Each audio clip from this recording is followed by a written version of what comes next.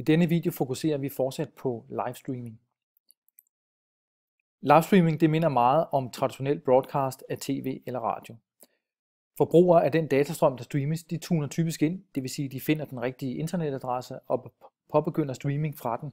Det vil sige, de kan enten lytte med, eller de kan kigge med. Internetradio det er et typisk eksempel på lyd, der streames live. Ser man direkte tv-udsendelser over nettet, er der tale om video, der streames live.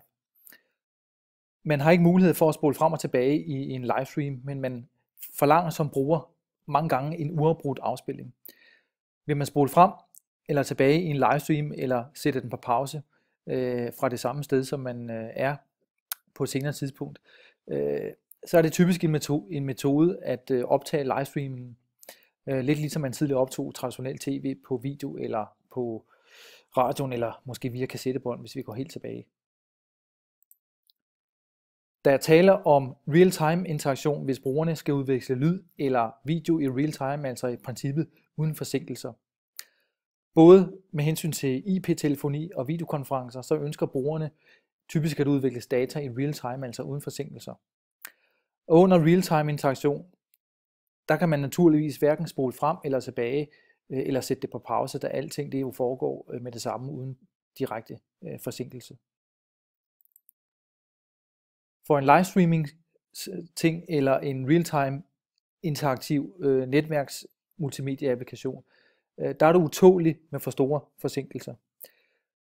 Da netværks multimedia applikationer er live eller er interaktive, så kan man heller ikke uden videre lave en stor startforsinkelse og så regne med, at man kan køre uafbrudt afspilning derefter.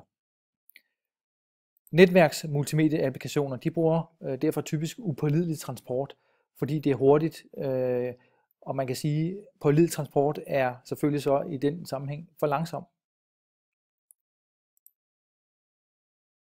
Netværkets vilkår for levering af datapakker, det kalder man også for en såkaldt best effort service, det vil sige, at den skal helst fungere så godt som muligt. Upålidelig datatransmission, som jeg talte om lige før, det er i princippet også best effort, altså hvor man forsøger at gøre det så godt som muligt. Dog er der nogle forskellige risici ved upålidelig datatransport af data på et netværk. Nemlig 1, at pakker kan blive forsinket, 2, pakker kan ankomme i forkert rækkefølge hos modtageren, og 3, pakkerne kan også tabes undervejs. Ankommer pakker så forsinket, at modtageren irriteres, anses pakken faktisk for at være tabt. Når det kommer til film og lyd, så irriteres brugere typisk ved forsinkelser på mere end 100-200 millisekunder. Hvis pakker ankommer i forkert rækkefølge, er det kun et problem med de pakker, der ankommer for sent i forhold til deres afspilningstidspunkt. Disse pakker de bliver simpelthen kasseret og kan dermed anses for at være gået tabt.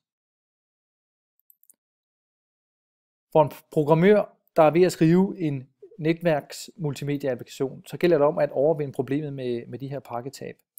Og der er ligesom 4 grundidéer til at overvinde et pakketab i en netværks multimedia applikation, nemlig det der hedder repræsentation, det der hedder interpolation og det der hedder ekstra information i pakker og flætning. Det vil jeg lige kort gennemgå for jer, hvad det handler om. Hvis vi kigger på repræsentation, så kan man sige, at med repræsentation der erstattes en tabt pakke af den foregående pakke. Og da både lyd og film ofte lokalt ikke varierer ret meget, så er strategien ikke helt dum. Fordi en gentagende pakke, den vil med god sandsynlighed ikke se radikalt anderledes ud, end den man lige har tabt.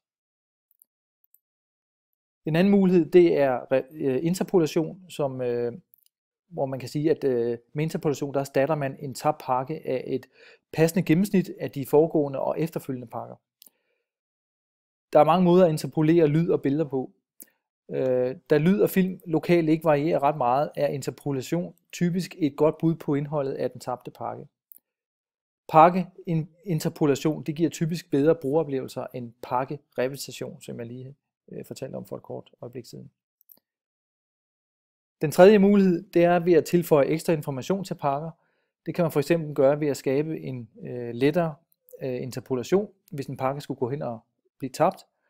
Man kan for så vidt sige, at hver pakke, næsten hele pakken kan komme i en lav kvalitet.